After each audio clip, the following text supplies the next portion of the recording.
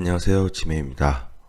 벌써 이렇게 찍어서 올린 게 거의 70개 가까이 되네요. 시간이 지나다 보니까 점점 하나하나 쌓여가는 것 같습니다. 가끔 이런 거 보면 약간 뿌듯할 때도 있습니다. 벌써 이렇게 많이 쌓였구나. 계속 하다 보면 뭐 100개, 200개 계속 넘어가겠죠? 자, 오늘 볼 물건은 물건 히스토리 분석에 있는 경매에서 보이는 별거 아니지만 씁쓸한 현실이라는 글에 대해서 보도록 하겠습니다. 실제로 경매 물건을 보다 보면 특별한 문제는 없고 낙찰자가 뭔가 인수해야 될 사항은 없지만 그래도 상황 파악들을 해볼 수 있는 물건들이 있습니다.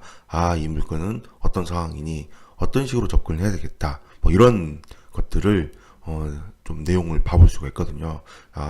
경기도 성남시 분당구에 있는 오피스텔 물건입니다. 감정가는 2억 8,400만 원입니다. 2억 8,400. 2억 8,400만 원 기억해 주세요. 자, 이 물건을 보시면 등기부를 보시면요, 이런 내용이 있습니다. 2008년도에 소유자 김씨, 32년생 소유자 김씨가 당시에는 1억 4,500이었네요. 좀 많이 올랐네요. 한 10년 정도 돼서 그런가? 그리고 중간에 근저당을 했다가 말소했다가 쭉 해서 마지막에는 2016년도에 근저당 6천만 원을 설정합니다. 채권 최고액 6천이니까 실제로 한 5천만 원 정도 빌린 것으로 보입니다. 소유자 김씨가 32년생 소유자 김씨가 2016년도에 5천만 원을 대출을 받는 거죠. 신한은행에서요. 그런데 그 다음에 문제가 됩니다. 상속이 됐는데요. 2018년도에 소유권 이전이 되었지만 실제로 일어난 상속 날짜는 2016년입니다.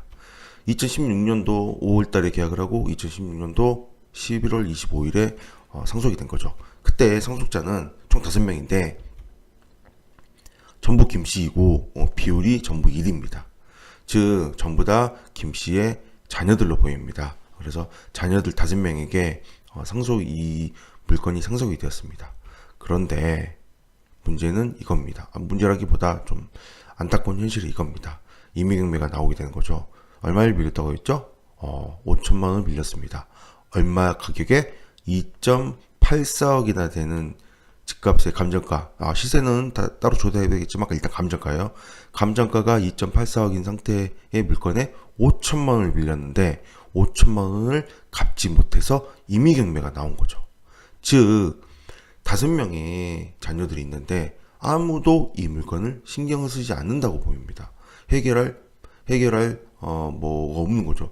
좀 뭐 가까운 부분, 가깝게 사시는 분들도 있고 뭐 이렇게 뭐 주소로만 보기에는 그렇게 못 살게 보이지는 않는데 불구하고 이 5천만 원을 아무도 나서서 해결하는 사람이 없다라는 겁니다. 그래서 경매가 나왔습니다. 당연히 대출 이자도 계속 연체가 됨으로 인해서 대출 이자도 상당할 것이므로 차라리 그냥 깔끔하게 근저당을 해결을 하고 뭐 이미 상속이 됐으니까 이 물건을 팔아서 5분의 1씩 나눠 가져도 될 텐데 뭐 여러 가지 이유가 있겠죠. 이 중에서 잘 사는 사람도 있고 좀 상대적으로 못 사는 사람도 있다 보니까 그래서 안 했을 수도 있고요. 서로 아니면 그냥 신경 쓰기 싫어서 대출 이자 뭐 그거 뭐 신경 쓰는 것보단 그게 더 낫겠다 싶어서 그냥 놔두는 사람도 있을 거고요. 그런데 더 씁쓸한 현실은 또 있습니다. 그 이후에 이렇게 모든 5명의 모든 자녀들에게 재산세과에서 다 이렇게 압류가 들어왔습니다.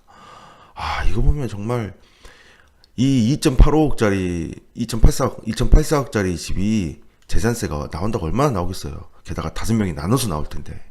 그런데도 불구하고 이 5명이 재산세조차도 납부하지 않고 있다는 거죠. 즉 이 물건을 처리해서 여기서 이 물건을 팔리고 난 금액으로 재산세를 해결을 하기 위한 목적인지 아니면 다른 이유가 있는 건지 이유는 알 수 없습니다. 등기부상에 보여진 정보로만 이렇게 보여진다는 것입니다. 좀 안타까운 현실이지 않을까 싶습니다. 이 돈이 엮인 일이다 보니까 그냥 깔끔하게 5분의 1로 나눌 수가 없는 게 팔고 나면 분명 좀 더 그 헌신을 했던 장자가 또 있을 것이고 또는 좀 잘 못 사는 사람들도 있다 보니까 이런 일들이 나오지 않을까 좀 짐작을 해보고요. 자, 이런 물건을 접근할 때는요, 한 가지 고려해야 될 사항이 바로 이겁니다. 상속이 이루어졌고 자녀로만 자녀에게 다섯 명에게만 상속이 되었기 때문에 배우자가 없습니다.